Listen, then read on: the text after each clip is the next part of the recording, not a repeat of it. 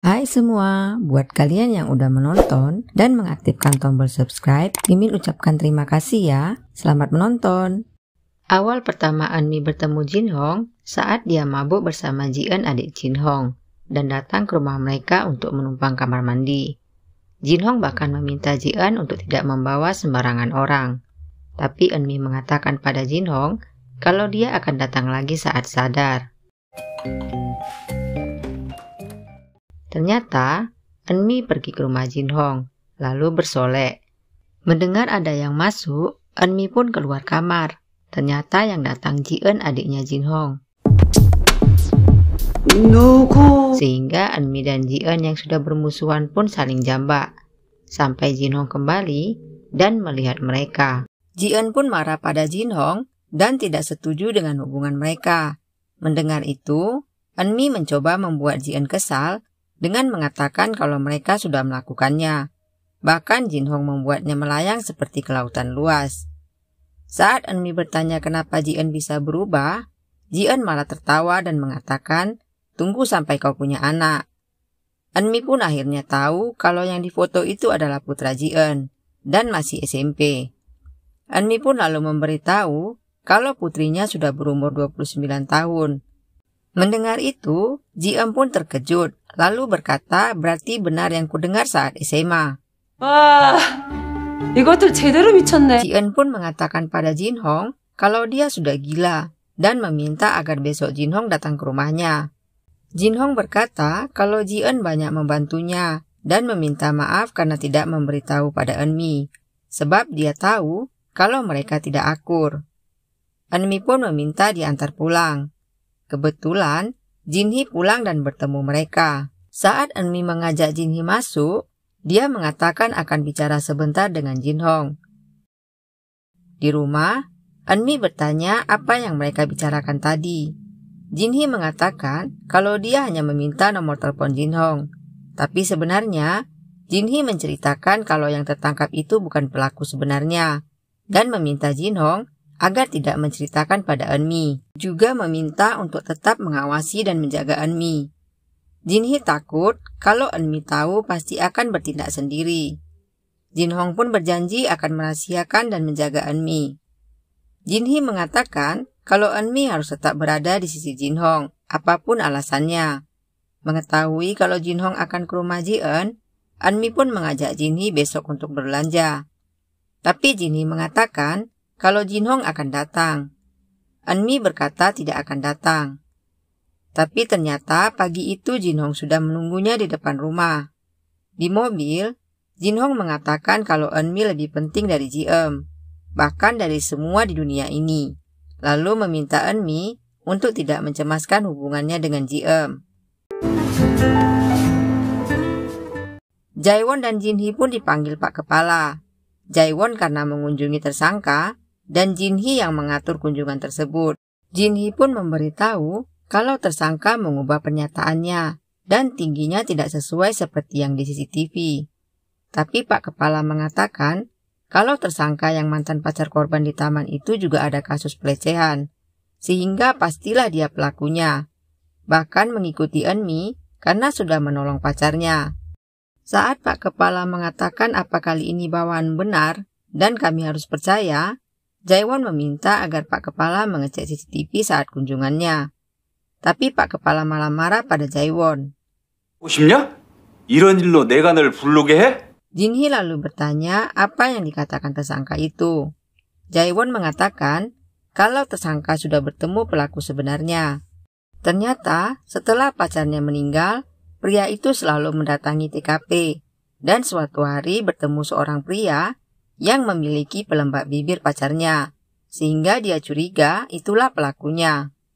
Lalu dia mengikutinya, tapi pria itu menghilang. Tersangka memberitahu Jaewon kalau pelaku pakai alat bantu dengar. 그러면 그 사람 도대체 자백은 왜? Ternyata awalnya dia menyangkal karena malam sebelum kejadian mereka bertengkar, sehingga tidak ada yang mempercayainya. Tapi dia bersumpah kalau dia bukanlah pelakunya. Bahkan dia sangat menyukai pacarnya. Saat Jaewon mengatakan kalau mereka harus berfokus pada Eunmi, Taekyung pun datang dan mengira kalau mereka ke sini karena mengurus salah seorang tim mereka yang menyerang masyarakat. 독직 폭행? Ternyata itu Pak Cha. Jaewon pun meminta Pak Cha untuk mengingat apa yang terjadi.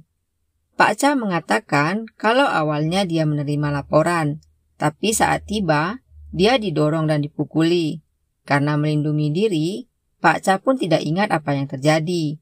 Tapi dia tahu kalau melawan untuk membela diri. Pak Cha pun bersumpah kalau dia tidak menyerang terlebih dahulu. Hari itu, saat Ji-eun mengisi kulkas, Eunmi dan Jin-hong pun tiba. Jin-hong lalu mengajak Ji-eun untuk berbicara di luar. Ji-eun pun duduk dan meminta agar membicarakannya di depan Eunmi. Ternyata, Jin-hong berpesan agar sebelum datang Ji-eun menghubunginya dan akan mengganti kode pintunya. Eunmi pun mengejek Ji-eun, yang membuat Ji-eun mengadu pada Jin-hong. Jin-hong mengatakan kalau kali ini dia lebih memilih Eunmi. 하기 바라잖아. 그치? Sebelum pergi, Ji-eun mengatakan kalau Eunmi mendekati Jin-hong karena dia kaya. Lalu berkata, jangan mimpi, kau dan putrimu tidak akan mendapatkan apapun. Eunmi marah karena Ji-eun membawa-bawa Jin-hee.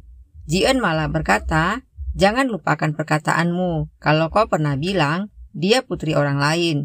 Yang membuat Eunmi marah lalu berkata, benar dia putriku. Jin-hee pun bingung karena jadi ada dua kasus, yaitu penyerangan Pak Cha dan ibunya. Sehingga Jaewon meminta agar Jin-hee menangani kasus Pak Cha dan dia kasus Eunmi. Jin-hee pun meminta agar Jaewon mengurus kasus ibunya dengan baik untuknya. Saat patroli, Jin-hee melihat kalau petugas Ho dan Cho diusir. Ternyata mereka datang tanpa surat tugas dan memohon agar wanita itu membuat pernyataan yang sebenarnya tentang Pak Cha. Jin-hee pun akhirnya meminta maaf. Wanita itu mengatakan kalau Pak Cha menarik bajunya. Jin-hee lalu memberi kartu namanya agar bisa menghubunginya. Tapi wanita itu malah membuangnya. Jin-hee pun meminta petugas Oh dan Cho untuk mencari saksi. Mereka pun menanyakan setiap rumah, tapi tidak ada yang bersedia menjadi saksi. Pagi hari, saat patroli, petugas Oh dan Cho menemukan kartu nama Jin-hee. Ternyata Jin-hee meletakkan kartu namanya di setiap pintu rumah warga.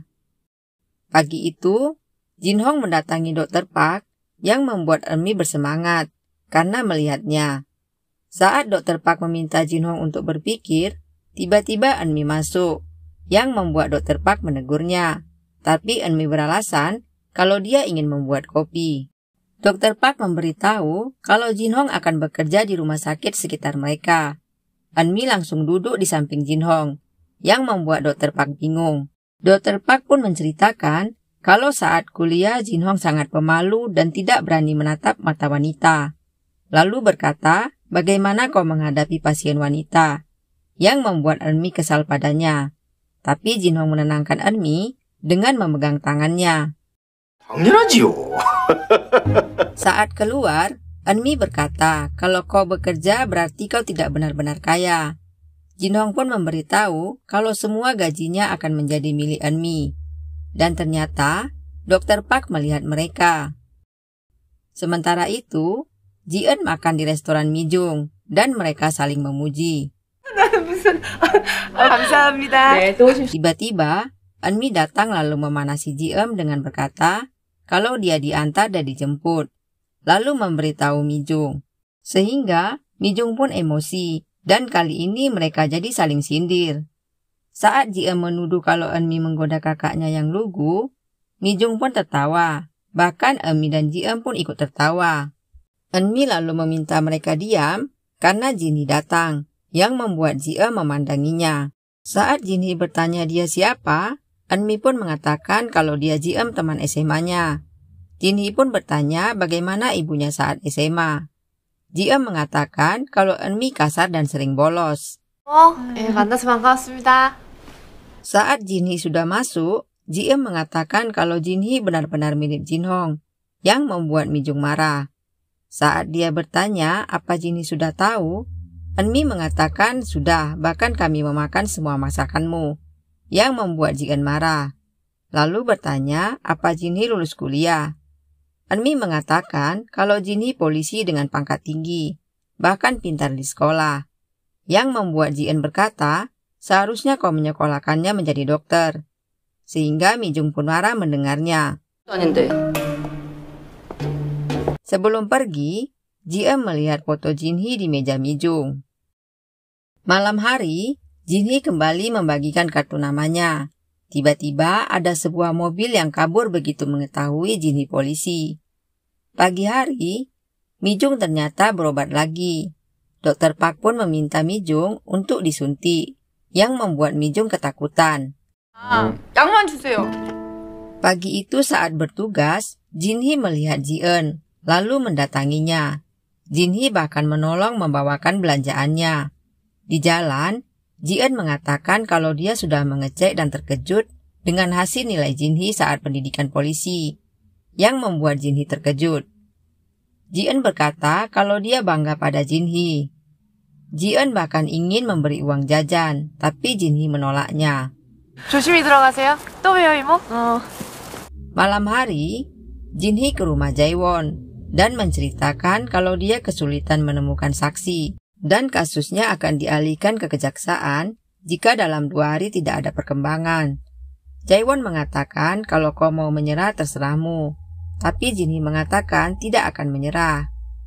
Jinhee pun bertanya apa Jaewon sudah menemukan sesuatu. Jaewon mengatakan akan memberitahu jika sudah mendapatkan gambaran yang jelas. Saat akan pulang, Jaewon menawari untuk mengantarnya, tapi Jinhee menolak lalu berkata kalau Jaewon tidak pernah salah dan selalu benar baginya. Malam itu, Jinhee kembali keluar dan melihat kalau mobil yang kabur kemarin punya CCTV. Ternyata, Jinhee menunggu pemilik mobil itu hingga tertidur. Jinhee pun terbangun karena mobil itu ingin pergi. 이 여자가 미쳤나? Pria itu berpikir Jinhee menghentikannya karena parkir sembarangan. Jinhee merasa senang karena sudah menemukannya, lalu meminta memori CCTV mobilnya. Jinhee lalu mengeceknya dan menemukan kalau wanita itulah yang terlebih dahulu menyerang Pak Cha. Lalu mereka menerima laporan di sebuah warnet. Ternyata seorang wanita ingin membawa Gael. Saat Jinhee meminta KTP wanita tersebut, ternyata itu ibunya Gael yang ingin membawanya ke rumah sakit. Ibunya memarahi pacar Gael, lalu berkata akan melaporkannya karena pelecehan. Tapi Gael mengatakan kalau mereka melakukannya karena sama-sama suka. Saat pacarnya berkata akan bertanggung jawab, ibunya malah menampar pria itu. 폭력 쓰지 마시고 말로 하시죠, 네? Saat ibunya berkata apa wajar murid SMA akan punya anak, Gael malah berkata ibunya melahirkan juga saat SMA, sambil menunjuk Jinhee. Akhirnya ibunya pun membawa Gael pergi. Di jalan, Jinhee melihat Jinhong dan Ji-eun ribut, yang membuat Jinhee berkata, dasar brengsek. Di rumah, Jinhee berpikir kalau Jinhong punya wanita lain. Saat Eunmi pulang, Jinhee melihat Jinhong juga ikut. 우와, 맛있겠다. Karena sudah tidak tahan, Jinhee pun marah pada Jinhong. Jinhong dan Eunmi pun merasa heran. Jinhee lalu mengatakan kalau Jinhong punya wanita lain, yang membuat Eunmi marah. Jinhong yang tidak tahu apa-apa pun bingung. Jinhee lalu berkata kalau Eunmi juga mengenalnya dan menyebut nama Ji-eun, sehingga membuat Eunmi dan Jinhong pun tertawa.